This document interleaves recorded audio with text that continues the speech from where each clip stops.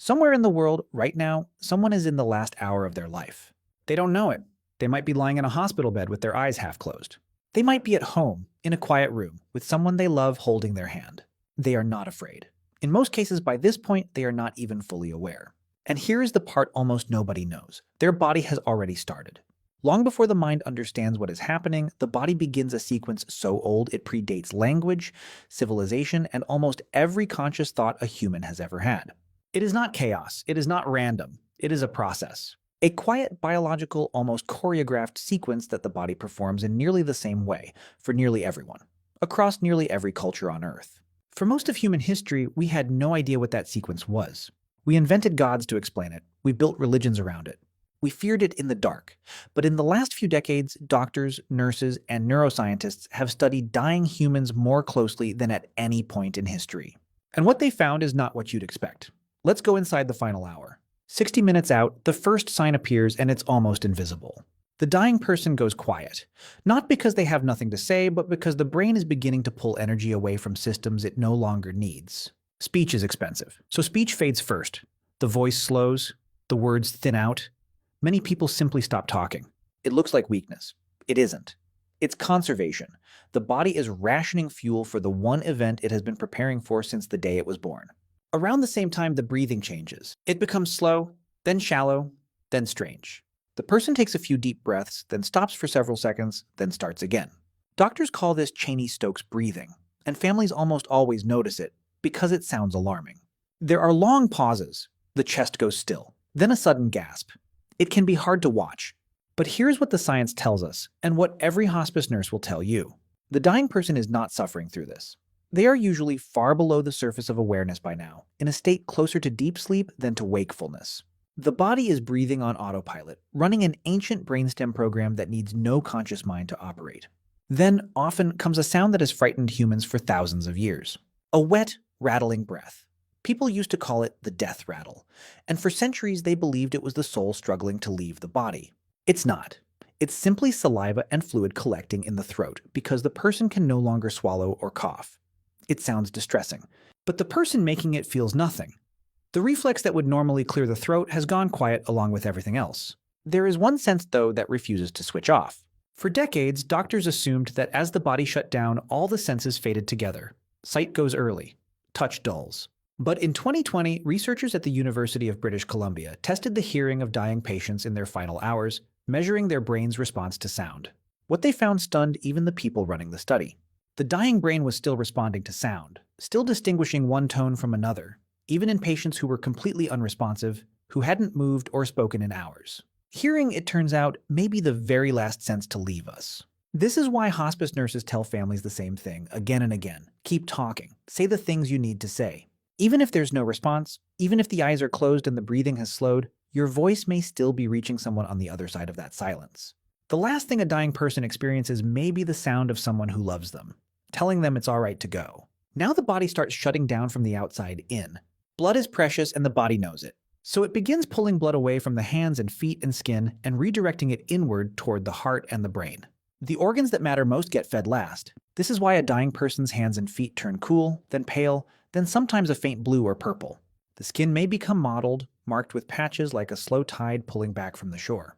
The body is triaging itself, choosing what to keep alive and for how long. The kidneys slow and then stop. The digestive system shuts down. There is no hunger now and no thirst, and this is not cruelty. It is mercy. A dying body that is denied food and water does not suffer the way a healthy one would. It has stopped asking. And then there is the brain. For a long time, scientists assumed the brain simply faded out at the end, like a radio losing signal. They were wrong.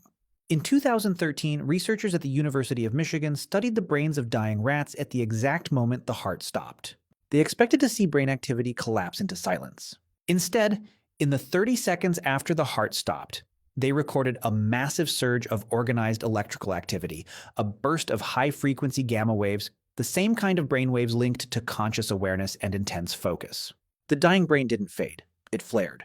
It was more active in those final seconds, in some measures, than it had been while the animal was awake and alive. And then, in 2022, it happened in a human, by accident. An 87-year-old man was being monitored for seizures when he suffered a sudden cardiac arrest. The machine kept recording. And in the seconds around his death, his brain produced the same surge, the same gamma waves, the same signature linked to memory recall and dreaming. Right at the threshold, in the exact region of the brain that replays memories, his mind lit up. We can't know for certain what he experienced. We may never be able to. But the data hints at something extraordinary, something that lines up with what millions of people who have come back from the edge of death have described for as long as humans have been able to speak. A flood of memory, a sense of peace, a life playing back. The brain, in its final act, may turn inward and run through everything it has ever held. This may be the biological root of the phrase "your life flashes before your eyes." Not a myth, not a comforting story we tell ourselves, a real, measurable event happening in the one organ we understand the least. And this is where the science meets something older than science. Across every culture, in every century, the people who sit with the dying have noticed the same things.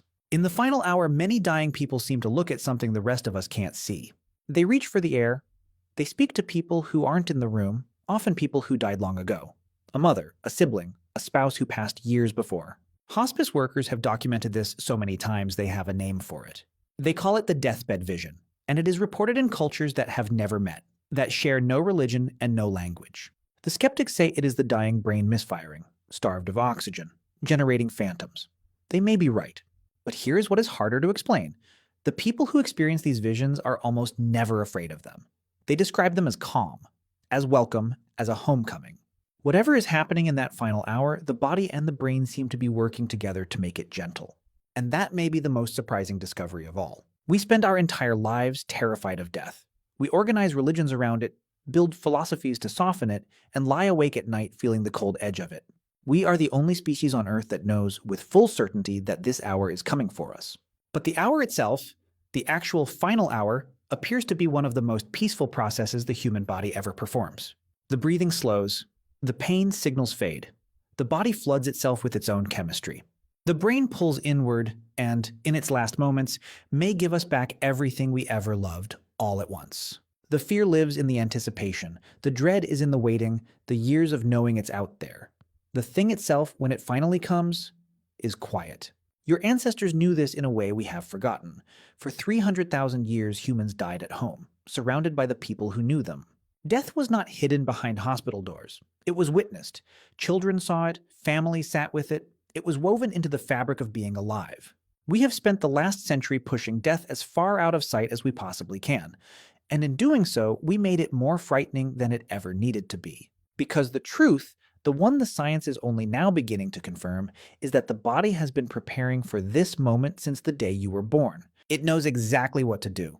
It has done it billions of times across the history of our species. And when it comes for you, you will not have to face it alone. And you will not have to figure it out. The oldest program inside you will simply begin, the same way it began for every human who ever lived. The same way it will begin for everyone who comes after.